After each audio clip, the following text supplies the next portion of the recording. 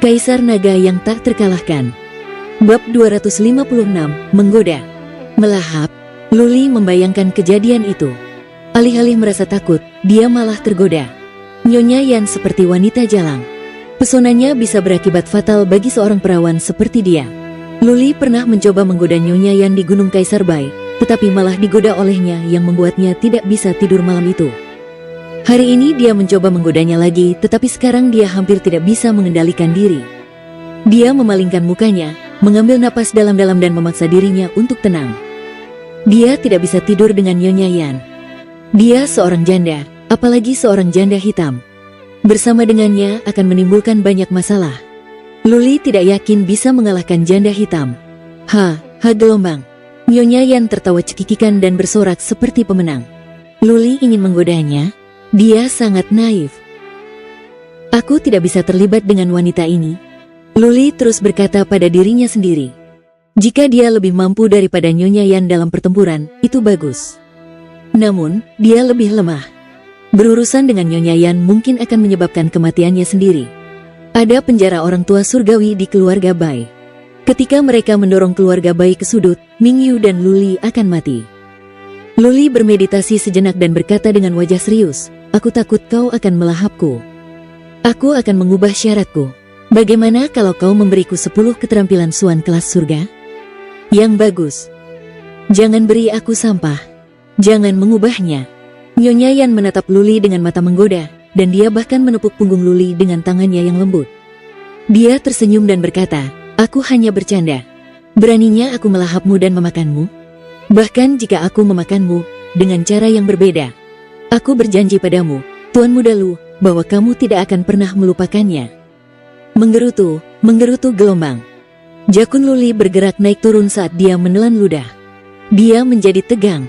Daerah di bawah pinggang bereaksi keras.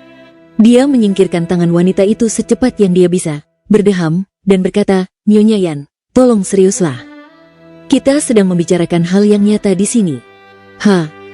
Gelombang. Nyonya Yan tertawa terbahak-bahak. Payudaranya naik turun. Dia genit seperti kucing yang sedang birahi. Luli bahkan takut untuk menatapnya. Oke. Nyonya Yan menyipitkan mata ke arah Luli dan berhenti mengganggunya. Dia mengangguk dan berkata, "Aku bisa memberimu 10 buku keterampilan Suan kelas surga. Aku akan mengirimkannya sesegera mungkin. Jika kamu tidak senang, aku akan memberimu yang baru. Apalagi yang kamu inginkan?" Luli tidak tahu. Dia punya cukup kristal Suan.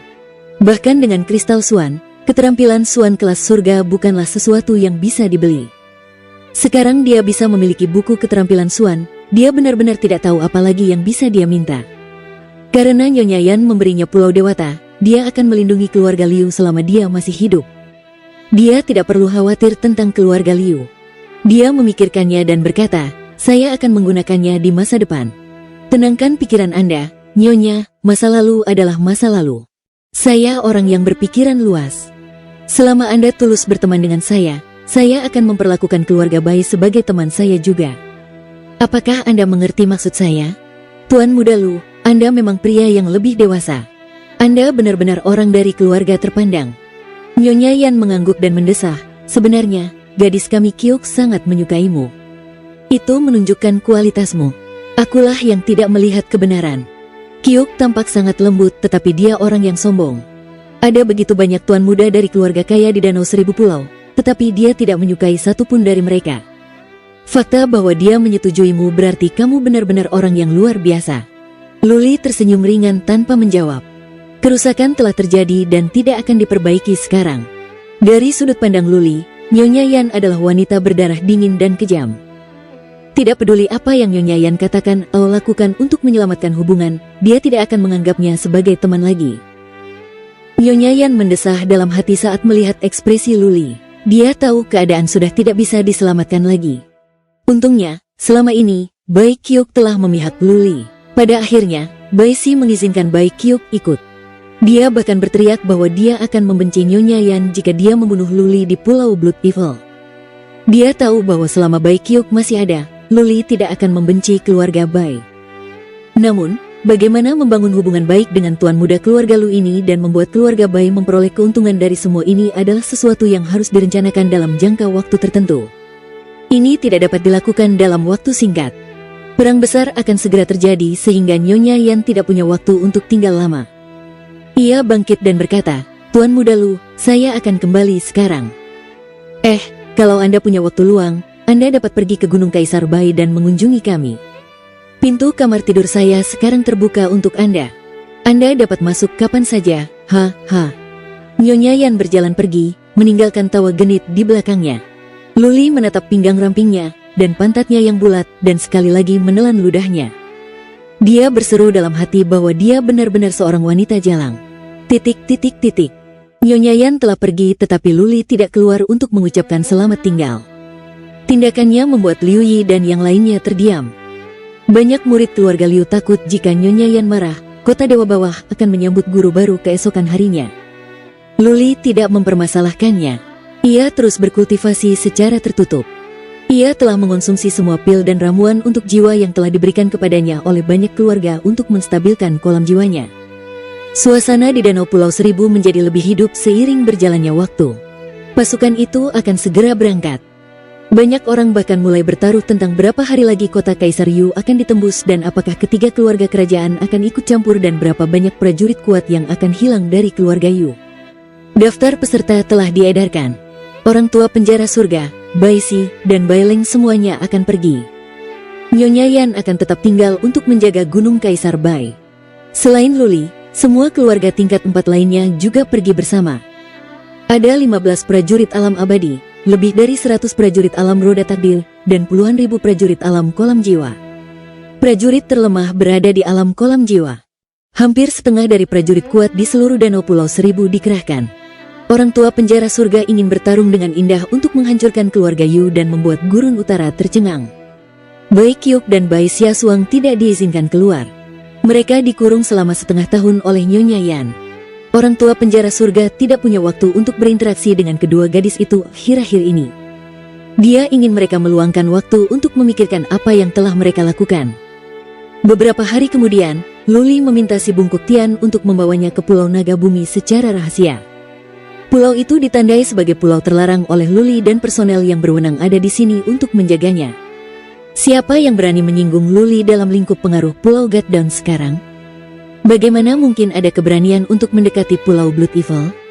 Dengan adanya si Bungkuk Tian yang berjaga di gunung berapi, Luli pun memasuki dunia kecil itu untuk melihat sejauh mana Yecha dan yang lainnya berkultivasi. Yecha dan keempat orang lainnya berkultivasi secara tertutup. Ye Xiaoxi dan seorang patriark lainnya menerima Luli. Ia merasa puas dengan apa yang diperolehnya dari penyelidikannya. Dalam waktu paling lama sebulan, Yecha dan yang lainnya akan keluar dari kultivasi tertutup. Jika semuanya baik-baik saja, mereka semua akan mencapai alam bangsawan mulia. Luli tidak menghabiskan banyak waktu di sini. Ia keluar setelah berkeliling sebentar. Tian Si Bungkuk tidak menyadari ada yang salah. Mingyu tidak datang karena Tian Si Bungkuk tidak merasakan tanda-tanda kekuatan psikis. Bukannya Luli tidak percaya pada Mingyu. Luli hanya berpikir dia tidak boleh terlalu berhati-hati. Semakin sedikit yang diketahui tentang ras Qian Phoenix, semakin aman. Luli bertanya kepada Liu Yi setelah dia kembali ke Pulau God Down. Dia sekarang yakin bahwa Mingyu tidak pernah meninggalkan pulau itu. Dia telah bercocok tanam di halaman belakang. Tepat saat Luli bersiap kembali berlatih, sebuah berita datang yang mengejutkan semua orang di Pulau Dewata dan Luli, bahkan seluruh Danau Pulau Seribu. Sejak tadi malam, semua pengintai keluarga Bai yang bersembunyi di luar kota Kaisar Yu telah pergi. Kemudian semua yang ada di seluruh wilayah itu menghilang satu persatu. Hanya dalam sehari semalam, keluarga Bai telah terputus dari saluran informasi apapun ke kota Kaisar Yu. Keluarga Yu telah bergerak lebih dulu. Mereka menyingkirkan semua pengintai yang ditempatkan oleh keluarga Bai dalam waktu sehari semalam. Tidak ada satupun pengintai yang tersisa. Setengah hari kemudian, orang tua penjara surga berjalan turun dari Gunung Kaisar Bai. Dia menyuruh orang-orang mengirim berita ke seluruh Gurun Utara. Danau Pulau Seribu akan memulai ekspedisi hukuman ke kota Kaisar Yu secara resmi dan mereka tidak akan kembali sampai mereka memusnahkan seluruh keluarga Yu. Bab 257, Raja yang tidak dimahkotai. Persiapan yang memadai dilakukan untuk pertarungan yang dapat dilancarkan kapan saja. Atas perintah dari orang tua penjara surga, banyak prajurit diteleportasi ke Pulau Gigi Hitam yang dekat dengan tebing api penyucian. Melewati tebing api penyucian adalah kerajaan bela diri surga. Para prajurit dapat mendarat di sana. Sebenarnya, Pulau Dewa Bawah lebih dekat dengan kerajaan bela diri langit. Namun, Nyonya Yan tahu bahwa Luli baru saja menguasai pulau itu, jadi dia pasti kewalahan. Oleh karena itu, Nyonya Yan tidak memesan formasi teleportasi mereka. Pulau Blacktooth memiliki banyak kapal perang yang siap. Begitu para prajurit diteleportasi ke Pulau Blacktooth, mereka menaiki kapal dan menunggu. Lebih dari 10.000 prajurit akan bertarung kali ini dan alam terendah di antara para prajurit adalah alam kolam jiwa. Hampir 70% dari prajurit kuat Danau Seribu Pulau ikut serta dalam pertarungan ini. Orang tua penjara surga tidak punya banyak waktu tersisa dalam hidupnya. Ini mungkin adalah kesempatan terakhirnya untuk bertarung. Keluarga Bai sangat menghargainya dan tidak ada yang bisa salah. Ketika 10.000 prajurit tiba, lebih dari selusin kapal berlapis besi terbang dari kota Gigi Hitam. Bai Si berdiri di geladak kapal berlapis besi pertama bersama banyak prajurit lainnya. Dia melirik ke arah kerumunan dan berteriak dengan suara dingin, "Keluarga Yu telah melanggar kesepakatan kita dan menyerbu Danau Pulau Seribu serta membunuh seorang patriark keluarga Bai. Patriark keluarga kita telah mengatakan bahwa mereka harus membayar harga yang setimpal. Kewenangan Danau Pulau Seribu tidak dapat diganggu-gugat. Kali ini, kita akan pergi ke kota Kaisar Yu dan kita tidak akan kembali sampai kita memusnahkan keluarga Yu. Tidak akan kembali sampai kita memusnahkan keluarga Yu." 10.000 prajurit berteriak bersama. Suara keras bergema di langit dan bumi dan menyebabkan air di danau berguncang. "Minggir!" Suara serak terdengar dari dalam kapal berlapis besi pertama. Suara itu tenang, tanpa emosi yang terlibat. Ini adalah pertama kalinya bagi banyak orang mendengar suara itu, tetapi entah bagaimana mereka merasa ada kekuatan ajaib dalam suara itu yang membuat darah mereka mendidih. Orang tua dari penjara surga, Raja Danau Seribu Pulau yang tidak dinobatkan, dewa yang telah melindungi Danau Seribu Pulau selama lebih dari 2000 tahun, dan legenda yang tidak pernah gagal. Banyak orang begitu gembira mendengar suaranya hingga mereka hampir berlutut. Banyak orang merasa sangat mulia bisa pergi bertarung dengan Dewa Danau Seribu Pulau. "Ayo kita pindah." Semakin banyak prajurit berteriak saat lebih dari 1000 kapal perang bergegas keluar, memecah gelombang. Prajurit Solpon Realem berdiri di geladak, dipenuhi dengan keinginan untuk membunuh. Di langit, lebih dari selusin kapal berlapis besi mengikuti kapal perang perlahan-lahan seperti sekelompok binatang buas. Pemandangan itu mengejutkan dan menarik untuk ditonton. Nyonya Yan datang bersama beberapa orang untuk mengantar para prajurit. Ketika kapal perang dan kapal lapis baja menghilang di cakrawala, Nyonya Yan melambaikan tangannya dan berkata, "Ayo kembali." Begitu dia diteleportasi kembali ke Gunung Kaisar Bai, Nyonya Yan disibukkan dengan pekerjaan. Dia tidak hanya berjaga di Gunung Kaisar Bai, dia juga perlu mengumpulkan informasi dan bertanggung jawab atas logistik dan perbekalan. Setelah dia kembali ke Gunung Kaisar Bai, alisnya selalu berkerut. Di permukaan, semuanya seharusnya berjalan baik karena orang tua penjara surga begitu kuat. Di masa lalu, dia bisa bertarung melawan patriark keluarga dari 3 keluarga kerajaan dan melukai 2 dari mereka. 3 keluarga kerajaan tidak akan melakukan sesuatu yang tidak bijaksana kecuali yang mereka inginkan adalah kekalahan di kedua belah pihak. Tetap saja, Nyonya Yan memiliki firasat sedih dan ada sesuatu yang menghantui pikirannya. Namun, dia tidak dapat memastikan apa sebenarnya yang tidak beres. Nyonya Yan berada di pavilion luar. Setelah menyelesaikan beberapa pekerjaan, dia melambaikan tangan dan berkata, "Biarkan Kyuk dan Xia Suang keluar. Aku ingin Kyuk membantuku dengan pekerjaanku." Meskipun Bai Kyuk masih muda, dia sangat bijaksana dan banyak akal. Dia sangat mirip dengan Nyonya Yan muda. Nyonya Yan selalu ingin mengembangkannya. Dia memiliki banyak hal yang harus diselesaikan dan dia telah membuat kesepakatan dengan Luli sehingga dia tidak begitu marah. Si kembar pun dibawa kemari. Bai Kyuk tidak menunjukkan emosi apapun, tetapi Bai Sishuang cemberut dan dia bahkan tidak melihat ke arah Nyonya Yan. Setelah Bai Kyuk masuk ke pavilion, dia membungkuk dan bertanya, "Bibi, leluhur kita sudah pergi ke kerajaan bela diri langit. Apakah semuanya baik-baik saja sekarang?" "Ya." Nyonya Yan mengangguk, tetapi dia tidak menunjukkan bahwa dia telah memaafkan si kembar. Setelah hening sejenak, Nyonya Yan berkata, "Kalian bukan anak-anak lagi jadi kalian perlu belajar lebih banyak hal sekarang. Bantu aku untuk menangani masalah yang ada. Selain itu, ketika kalian punya waktu luang, Pergilah ke kota dewa dan cobalah untuk memperbaiki keadaan dengan Luli. Meskipun si kembar dihukum, mereka tetap mengetahui apa yang terjadi. Saat menyebutkan hal ini, Bai Siasuang bertanya dengan rasa ingin tahu, "Bibi, mengapa kamu tiba-tiba membiarkan Luli pergi? Mengapa kamu memberinya kota dewa? Apakah Luli setuju untuk bergabung dengan keluarga kita?" Bai Kyuk juga penasaran. Mereka mendengar sesuatu tetapi mereka tidak mendapatkan informasi yang paling penting. Si kembar tidak pernah bisa memahaminya. Bagaimana mungkin Nyonya Yan mengakui kekalahannya pada Luli, bukan karena kepribadiannya? Nyonya Yan memikirkannya dan memutuskan untuk berhenti menyembunyikan informasi apapun. Dia tersenyum kecut dan berkata, "Bagaimana dia bisa bergabung dengan keluarga kita? Dia memiliki kepribadian yang kuat. Selain itu, berdasarkan identitasnya, keluarga Bai tidak cukup baik untuknya." Bibir Bai Siasuang terbuka lebar dan matanya dipenuhi dengan keterkejutan dan kebingungan. Bai Kyuk mengerutkan kening dan bergumam, "Identitas tidak cukup baik? Benarkah?" Tiba-tiba dia menoleh ke Nyonya Yan. Setelah mendapat konfirmasi dari Nyonya Yan, Bai Kyuk menyadari kebenarannya dan berseru, "Tidak heran dia penuh misteri.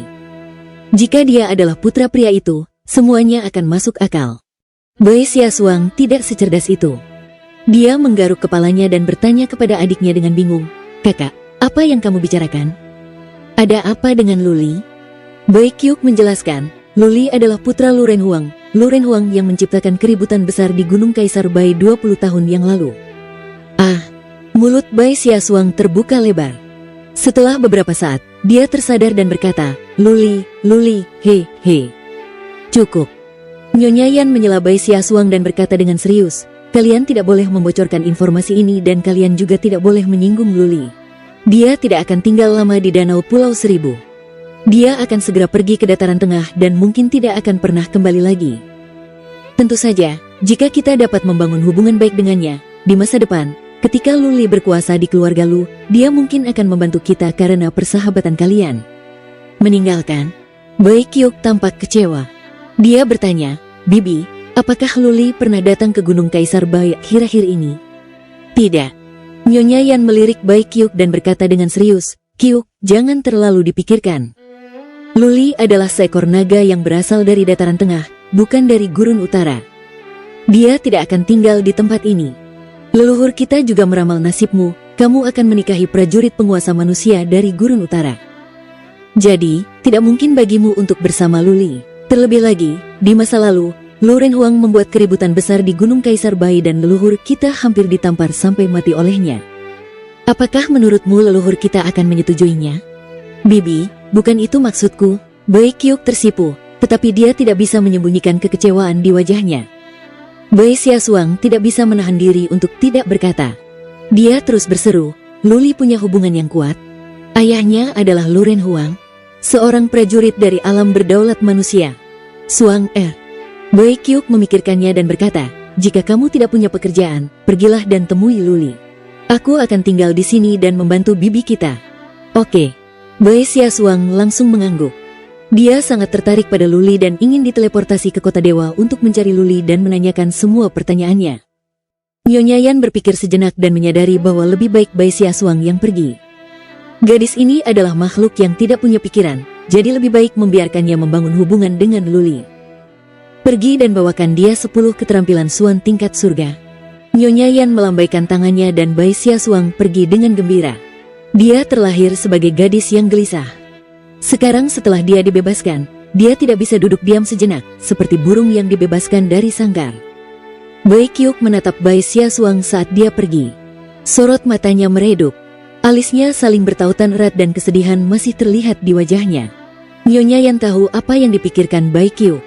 Dia berjalan mendekat, menggenggam tangan Bai Kyuk, dan mendesah, "Banyak hal tidak bisa berjalan sesuai keinginan kita dalam hidup ini. Kita dilahirkan dalam keluarga besar dan kita adalah perempuan. Nasib kita sudah ditentukan sejak kita dilahirkan. Jangan terlalu tenggelam dalam perasaanmu atau kau akan berakhir terluka. Aku tidak ingin kau menjadi Black Widow kedua."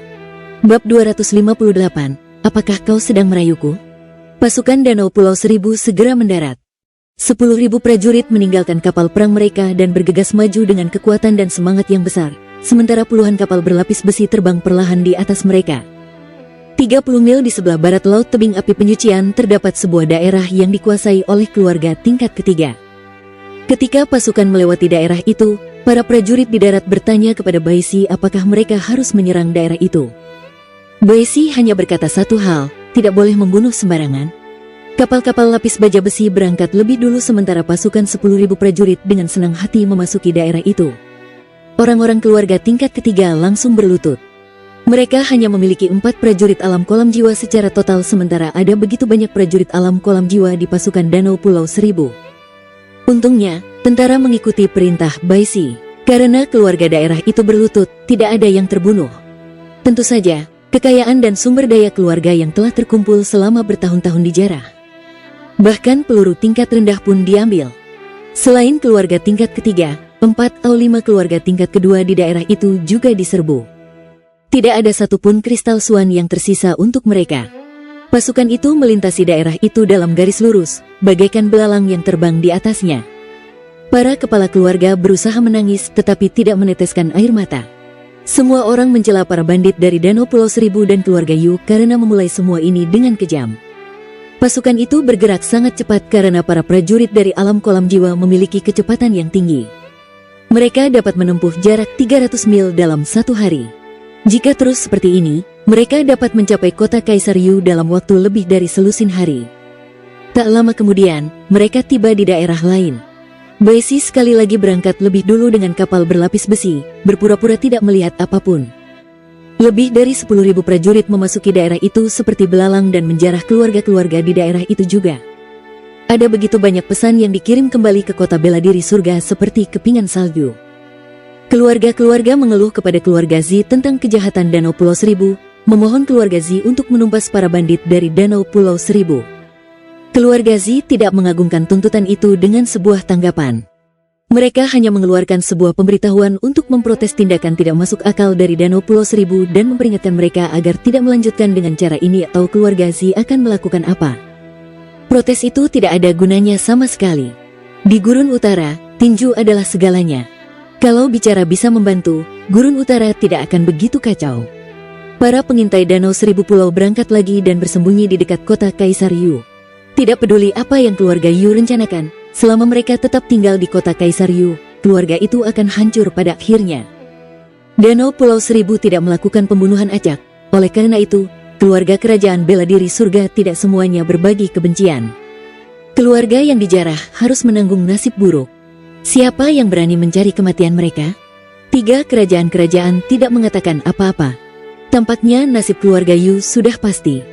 Gurun Utara adalah tempat yang sangat kecil sehingga tidak ada tempat bagi mereka untuk bersembunyi, kecuali jika seluruh keluarga Yu melarikan diri ke dataran Qian atau dataran tengah. Namun menurut situasi saat ini, keluarga Yu tidak dapat melarikan diri bahkan jika mereka mau. Menjelang siang, formasi teleportasi di kota Gatdown menyala.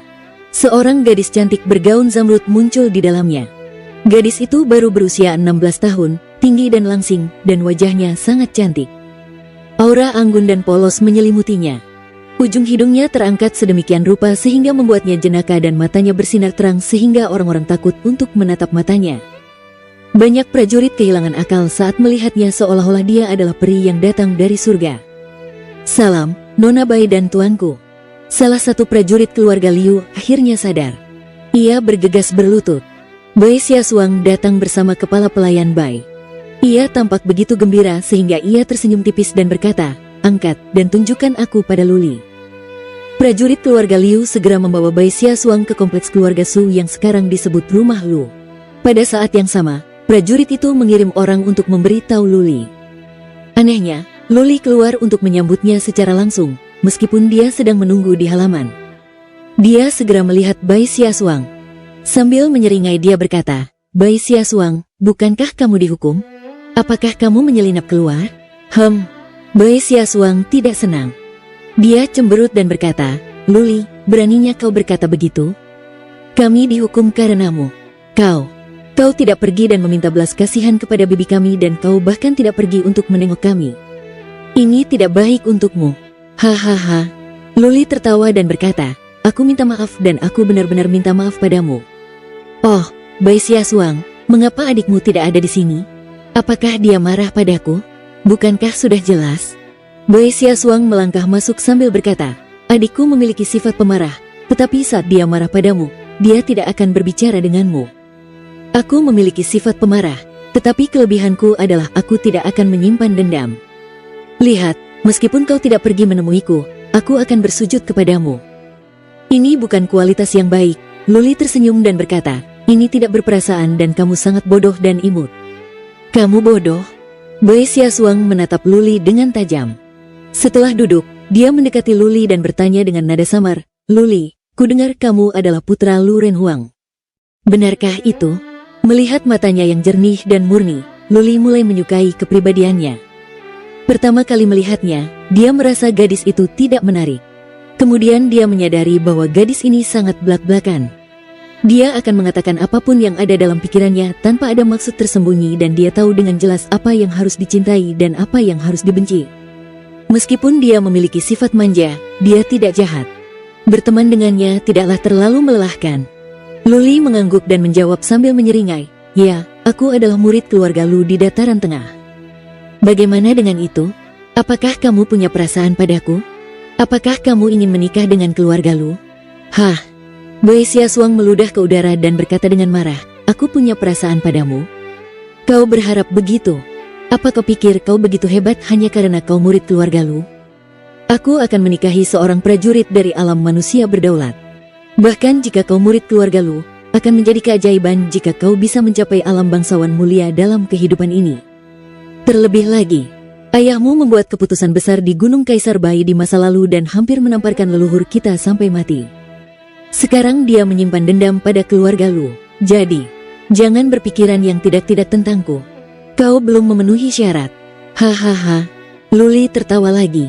Ia semakin menyukai kepribadian Bai Xiaosuang. Setelah beberapa saat, ia bertanya, dulu ayahku hampir menamparkan nenek moyangmu sampai mati. Benarkah? Ayahmu berada di alam penguasa manusia. Leluhurku pasti kuat dan dia bisa mengalahkan 3 leluhur keluarga kerajaan. Namun, pada akhirnya, dia hanya berada di puncak alam penguasa bangsawan. Dapat dimengerti bahwa leluhurku akan kalah dari ayahmu karena mereka berada di alam yang berbeda. Sementara Bai Xiaosuang melanjutkan, dia menyadari bahwa dia terlalu memuji orang lain dan bukan keluarganya. Dia melambaikan tangannya dan berkata, lupakan saja. Luli, apakah ada yang menyenangkan di Pulau Gatdaung? Aku tercekik di Gunung Kaisar Bai. Haha. Luli tersenyum tanpa menjawab. Dia terus memikirkan Lu Renhuang. Mingyu berkata bahwa ayah Luli memiliki perjanjian dengan orang tua penjara surga. Tampaknya perjanjian itu ditandatangani di bawah paksaan. Lu Renhuang hampir membunuh orang tua penjara surga karena Mingyu. Setelah berpikir sejenak, Luli berkata, jika kamu terlalu bosan, kamu bisa tinggal di sini selama beberapa hari. Aku akan meminta Liu Yi untuk mengajakmu berkeliling.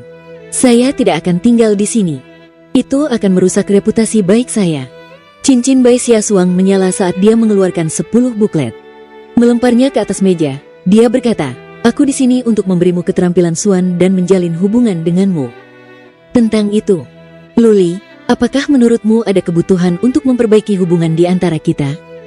Ketika kamu cukup kuat, maukah kamu membantu kami jika keluarga Bai dalam kesulitan?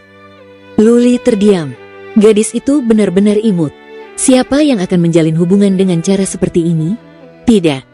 Dia memikirkannya dengan saksama dan berkata dengan serius, mengapa aku harus peduli apakah keluarga Bai dalam masalah atau tidak? Meskipun, jika kamu dan adikmu dalam masalah, aku pasti akan membantu selama aku mampu. Mendengar bagian pertama kalimatnya, Bai Xiaosuang hampir menjadi marah. Kemarahannya berubah menjadi kebahagiaan saat mendengar bagian kedua dari kata-kata Luli. Dia membiarkan semuanya berlalu dan tersenyum. Luli, ini sudah cukup. Sekarang pergilah, aku akan kembali untuk membantu bibiku dengan bisnisnya. Kamu tidak perlu mengantarku keluar dan tidak perlu repot-repot pergi lebih jauh. Luli menyentuh hidungnya dan berkata, aku tidak bilang aku ingin melihatmu keluar. Bab 259, Hollow Berhantu. Pasukan Danau Pulau Seribu terus maju seperti segerombolan belalang yang terbang lewat. Kemanapun mereka pergi, mereka akan menjarah semua keluarga, baik besar maupun kecil. 3 atau 4 hari kemudian, keluarga-keluarga di sepanjang rute belajar dari pengalaman tersebut. Mereka akan meninggalkan daerah-daerah itu lebih awal dengan membawa kekayaan dan material mistis mereka dan kembali setelah pasukan pergi. Namun, ketika pasukan Danau Pulau Seribu gagal mendapatkan barang apapun dari dua daerah, mereka mengubah rute. Mereka terbagi menjadi 10 tim dan bergegas menuju kota Kaisar Yu seperti 10 pedang tajam. Lebih banyak keluarga yang menderita. Cakupan 10 tim sangat luas sehingga hampir tidak ada tempat untuk bersembunyi. Banyak daerah tidak memiliki kemewahan untuk memiliki formasi teleportasi. Ketiga keluarga kerajaan tetap diam. Ada pengintai yang mengintai di 3 kota kerajaan. Begitu para prajurit kuat dari ketiga keluarga kerajaan bergerak, para pengintai akan mengetahuinya. Waktu terus berlalu. Pasukan semakin dekat dengan kota Kaisar Yu. Danau Pulau Seribu semakin ramai. Banyak orang mulai bertaruh apakah keluarga Yu akan melawan, dan berapa jam mereka akan mampu bertahan dan berapa banyak prajurit alam abadi yang akan mati bersama Yu Huashen. Nyonya Yan menjadi sibuk seperti lebah. Bai Kyuk membantunya dan mereka hanya bisa tidur selama 6 jam sehari. Ada begitu banyak informasi yang dikirim kembali yang perlu dianalisis dan dikumpulkan. Informasi tersebut kemudian diteruskan ke Bai Si dan yang lainnya. Ada sekitar 10.000 prajurit di pasukan Danau Seribu Pulau, tetapi jumlah pengintai yang dikirim oleh keluarga Bai mencapai puluhan ribu. Kecerdasan adalah segalanya. Kerajaan bela diri surga adalah wilayah orang lain. Tanpa kecerdasan, bahkan orang tua penjara surga akan buta di sana. Jika mereka ingin memenangkan perang dengan indah, mereka harus menguasai semua kecerdasan seluruh gurun utara. Untungnya, semuanya berjalan lancar. Keluarga Yu tidak melarikan diri. Keluarga tingkat 5 dan 3 keluarga kerajaan gurun utara tidak melakukan apapun. Jika semuanya berjalan lancar, kota Kaisar Yu dapat diratakan dengan tanah dalam hitungan hari. Pada hari ke-12, pasukan Danau Seribu Pulau memasuki wilayah yang dikuasai keluarga Yu. Ke-10 tim bersatu kembali. Bagaimanapun, wilayah itu milik keluarga Yu dan semua daerah di sana berafiliasi dengan keluarga Yu. Pertempuran bisa terjadi kapan saja. Seperti yang mereka harapkan. Ketika pasukan tiba di suatu daerah, pertempuran langsung pecah. Ketika Danau Pulau Seribu hendak menjarah daerah itu, mereka menghadapi perlawanan. Pasukan Danau Pulau Seribu tidak bersikap lunak terhadap daerah itu. Mereka membunuh semua prajurit keluarga dengan mengorbankan lebih dari selusin prajurit di pasukan itu yang terluka atau terbunuh. Baguslah kalau sekarang ada yang melawan. Jika tidak ada perlawanan, pasti ada yang salah. Bai Si memerintahkan pasukannya untuk terus maju menuju kota Kaisar Yu dan menjarah semua daerah di sepanjang jalan. Namun, ketika mereka tiba di daerah berikutnya, semua keluarga, besar dan kecil, melarikan diri. Para pengintai dari Danau Pulau Seribu yang bersembunyi di sekitar semuanya dibunuh. Bai Si sangat marah. Dia menugaskan ratusan prajurit untuk mengejar keluarga yang melarikan diri sementara pasukan terus bergerak. Situasi yang sama terjadi di daerah berikutnya. Kali ini, bukan hanya keluarga yang melarikan diri, bahkan ada orang yang bersembunyi untuk membunuh prajurit pasukan. Jumlah pembunuh bayaran sebenarnya cukup banyak. Mereka akan segera melarikan diri jika mereka tidak dapat membunuh target mereka dalam satu gerakan. Ketika puluhan orang ditugaskan dari tentara untuk memburu para pembunuh bayaran, kecelakaan lain terjadi. Puluhan orang itu diserang dan semuanya terbunuh. Pada saat Bai Si mengirim seseorang untuk menyelidiki, prajurit kuat yang mengintai itu menghilang secara misterius. Dalam perjalanan mereka, ada banyak prajurit yang bersembunyi dan membunuh di mana-mana, seolah-olah musuh ada di seluruh pegunungan dan dataran. Tampaknya keluarga Yu ingin agar para prajurit Danau Seribu Pulau dikuburkan bersama mereka dan ingin bertempur mati-matian. Bai Si merasa lega melihat keluarga Yu bertindak seperti ini. Apalagi yang bisa dilakukan keluarga Yu sekarang setelah mereka menggunakan pembunuh bayaran? Keluarga Yu hanya melawan sebelum kematian mereka yang akan datang. Membunuh beberapa prajurit di alam kolam jiwa bukanlah apa-apa. Keluarga Bai mengirimkan prajurit setidaknya dari alam roda takdir. Bai Si tidak terlalu khawatir tentang hal itu karena bukan prajurit keluarga Bai yang sedang sekarat. Namun, para prajurit dari keluarga lain di pasukan itu marah. Mereka mengirim tim patroli yang dipimpin oleh para prajurit alam roda takdir. Mereka akan pergi dan memburu para prajurit yang bersembunyi di alam liar dan membunuh siapapun yang dapat mereka temukan. Perkelahian terjadi di semua tempat karena para pembunuh bayaran ada di mana-mana. Gunung dan sungai berlumuran darah. Jelas, para pembunuh bayaran ini bukan hanya dari keluarga Yu. Mungkin saja banyak keluarga besar yang berafiliasi dengan keluarga Yu juga mengirimkan pembunuh bayaran. Jumlah mereka begitu banyak sehingga Baisi merasa semakin banyak mereka membunuh, semakin banyak pula pembunuh bayaran yang ada. Abaikan para pembunuh bayaran itu. Teruslah melaju dengan kecepatan penuh menuju kota Kaisar Yu. Baisi merasakan ada yang tidak beres. Apakah keluarga Yu mengulur waktu? Mengirim pembunuh bayaran tidak terlalu berguna karena mereka tidak dapat membunuh terlalu banyak prajurit. Satu-satunya hal yang dapat dilakukan pembunuh bayaran adalah mengulur waktu. Begitu pasukan mulai berlari pada kecepatan tertinggi mereka menghadapi begitu banyak pembunuh bayaran sehingga jika mereka tidak menyingkirkan para pembunuh bayaran itu, mustahil untuk melaju pada kecepatan maksimum. Tinggalkan seseorang untuk menyingkirkan para pembunuh bayaran. Yang lain, pergilah secepat yang kalian bisa. Baisi memutuskan untuk membagi pasukan. Para prajurit alam kolam jiwa tidak akan membantunya.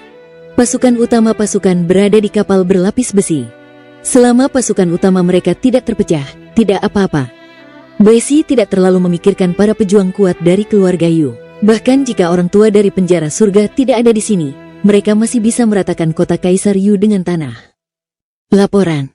1 jam kemudian, seorang pengintai menaiki kapal dan memberikan informasi penting. Semua prajurit kuat dari keluarga Yu meninggalkan kota menuju timur laut.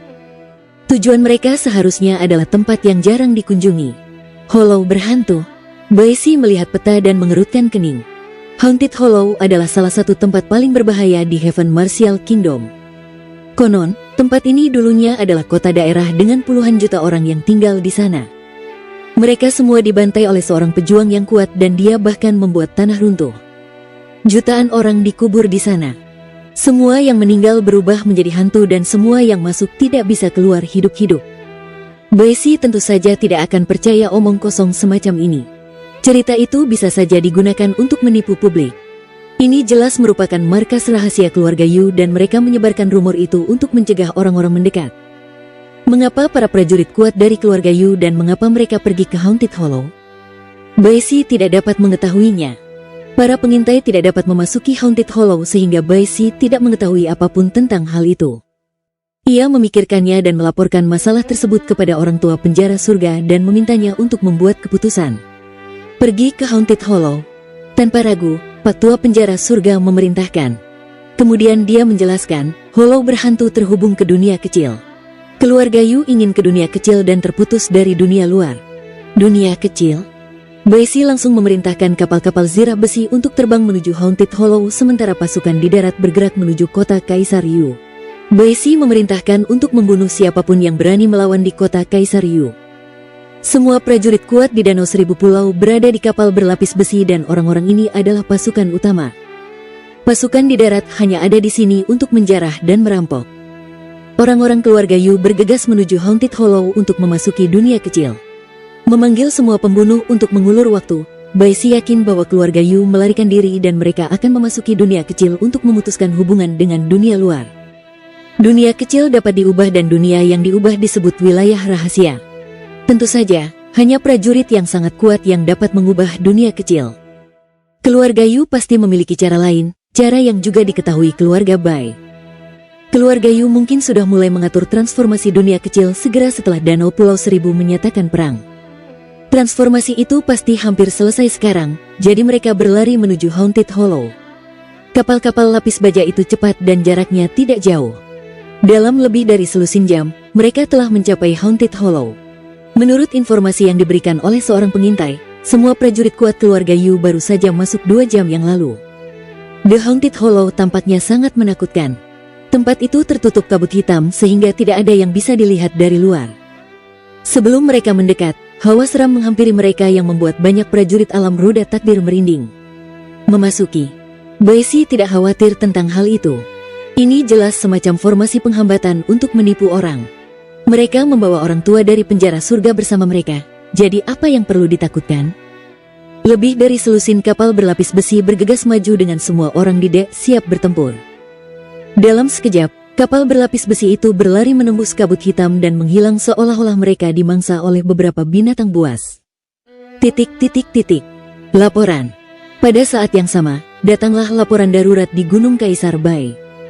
Seorang pengintai berlari ke pavilion luar, berlutut di hadapan Nyonya Yan dan Bai Qiu, dan berkata, laporan dari Kerajaan Dingin Surgawi dan Kerajaan Dingin Surgawi.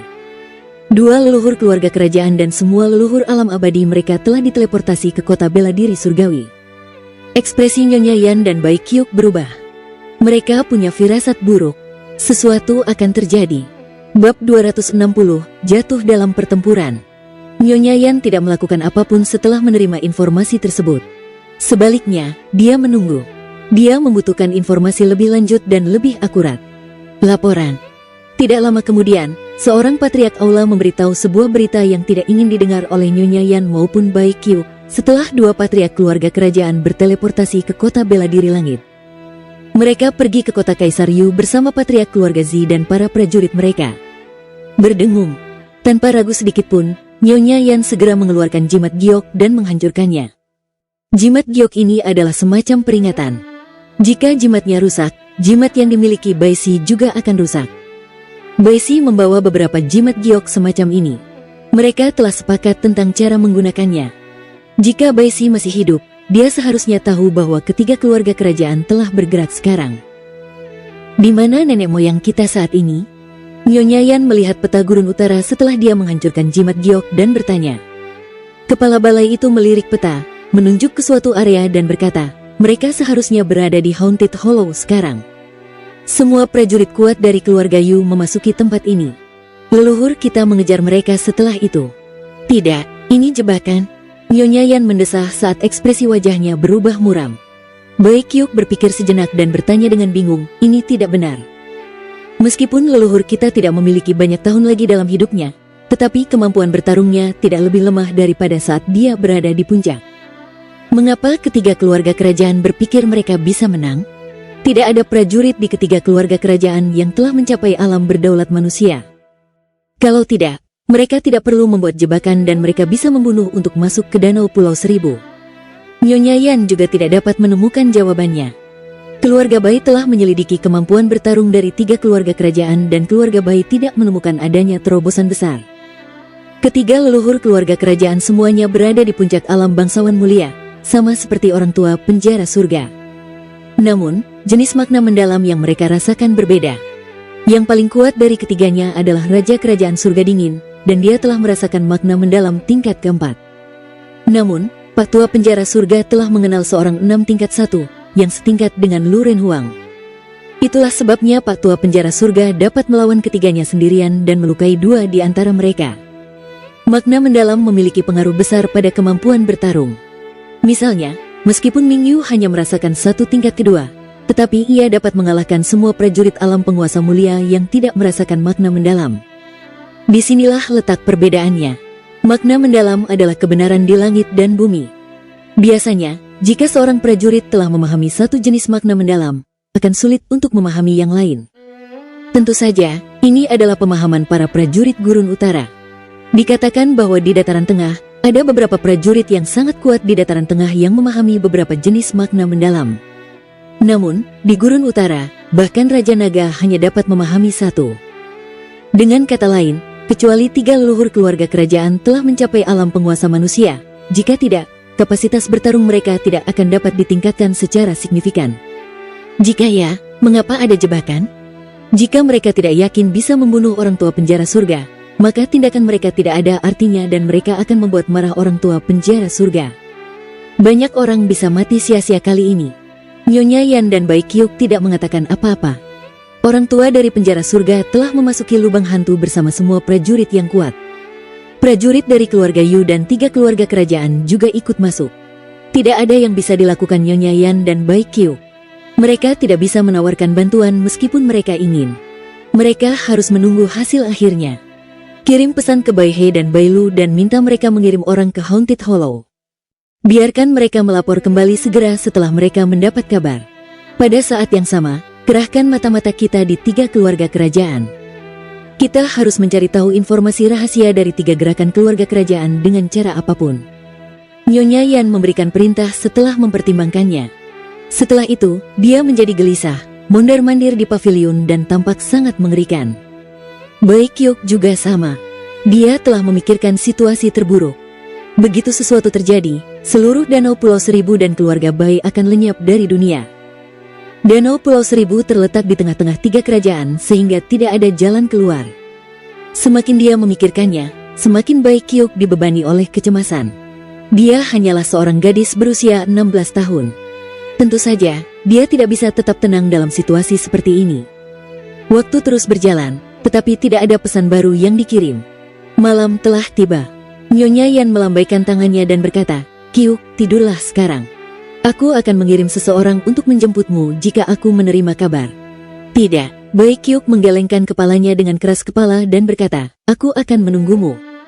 Nyonya Yan hendak membujuknya ketika seorang gadis cantik berjalan mendekat dari kejauhan. Dia tampak santai dan tenang. Dia berteriak dari jauh, "Kakak, Bibi, aku kembali." Melihat wajah polos Bai Siasuang, Nyonya Yan dan Bai Kyuk menyembunyikan kecemasan mereka. Bai Siasuang adalah gadis yang berpikiran sederhana. Mereka tidak ingin Bai Siasuang mengetahui terlalu banyak tentang situasi sebenarnya atau membiarkannya berpikir terlalu banyak. Mereka lebih suka jika dia bisa melanjutkan hidupnya yang sederhana. Ketika Bai Siasuang meninggalkan tempat Luli, dia tidak bisa tinggal di satu tempat. Dia berkeliling di beberapa pulau lain sebelum kembali ke Gunung Kaisar Bai. Meskipun Bai Kyuk tahu kemana Bai Siasuang pergi, dia tetap bertanya, "Suang, berapa hari kamu tinggal di rumah Luli? Bagaimana kabarmu? Apa yang kamu katakan?" Bai Siasuang marah, "Kakak, bagaimana aku bisa hidup sendiri dengan seorang pria? Kau pikir aku ini apa? Aku ingin pergi ke lembah bunga persik. Aku sudah bersenang-senang dan aku siap berada di sini untuk membantu Bibi." "Anda..." Nyonya Yan sedang dalam suasana hati yang buruk dan tidak sempat mengobrol dengan Bai Siasuang. Sambil melambaikan tangannya, Nyonya Yan berkata, "Kembalilah ke lembah bunga persik dan bermainlah. Jangan ganggu aku." Bai Siasuang tidak senang. Dia cemberut dan berkata, "Bibi, jangan meremehkanku. Adikku bisa membantumu, jadi kenapa aku tidak bisa? Apapun yang bisa dilakukan adikku, aku juga bisa melakukannya." Melihat Nyonya Yan hampir menjadi gila, Bai Kyuk memikirkan sebuah ide dan berkata, "Suang, jika kamu benar-benar ingin membantu, bawalah seseorang bersamamu untuk melihat-lihat danau Pulau Seribu. Semua prajurit yang kuat telah pergi. Aku khawatir seseorang akan membuat keributan. Bawalah beberapa prajurit alam roda takdir bersamamu dan lihat-lihat. Bantu kami menstabilkan area belakang." "Baiklah." Misi semacam ini paling cocok untuk Bai Siasuang. Dia terlahir sebagai orang yang gelisah dan dia akan merasa senang berkeliling dengan sekelompok prajurit. Nyonya Yan mengangguk dan berkata, "Baiklah, suruh Bai Ding mengatur beberapa orang untuk mengikutimu. Kalau ada yang berani membuat masalah, langsung saja beri mereka pelajaran." "Baiklah, Bibi dan kakak, kalian akan lihat." Bai Siasuang menepuk dadanya dan pergi dengan gembira. Nyonya Yan dan Bai Kyuk saling memandang dan tersenyum pahit. Keduanya duduk di pavilion semalam tanpa menerima informasi apapun. Semua prajurit kuat dari Danau Pulau Seribu dan 3 kerajaan-kerajaan telah pergi ke Haunted Hollow, tetapi tampaknya mereka semua menghilang. Tak satu pun pengintai yang masuk kemudian keluar. Menjelang fajar, Bai Kyuk tak dapat bertahan lebih lama lagi. Ia tertidur lelap di pavilion. Nyonya Yan duduk diam, menunggu. Nyonya Yan menunggu dan menunggu selama sehari, tetapi tidak ada informasi yang datang. Seolah-olah Haunted Hollow terhubung ke dunia lain dan siapapun yang masuk tidak dapat keluar. Bai Kyuk terlihat sangat buruk. Dia tidak bisa tidur nyenyak dan tidak makan. Dia terlihat sangat pucat. Seiring berjalannya waktu, dia terlihat semakin sakit-sakitan. Malam pun tiba, dengan tenang. Nyonya Yan dan Bai Kyuk duduk di pavilion. Mereka tidak berbicara selama seharian. Suasana di pavilion sangat menyedihkan. Laporan. Menjelang tengah malam, terdengar suara tajam yang mengejutkan Nyonya Yan dan Bai Kyuk. Setelah mendengar apa yang akan dilaporkan, mereka tidak dapat berdiri dan jatuh ke tanah. Tidak ada jejak darah yang terlihat di wajah mereka. Akhirnya, pengintai dari luar Haunted Hollow mengirimkan berita. 2 jam yang lalu, para prajurit dari Danau Seribu Pulau keluar dari Haunted Hollow. Namun, hanya Bai Leng yang lengannya patah dan 5 prajurit lainnya dari alam abadi. Bai Leng berkata, yang lainnya semua gugur dalam pertempuran.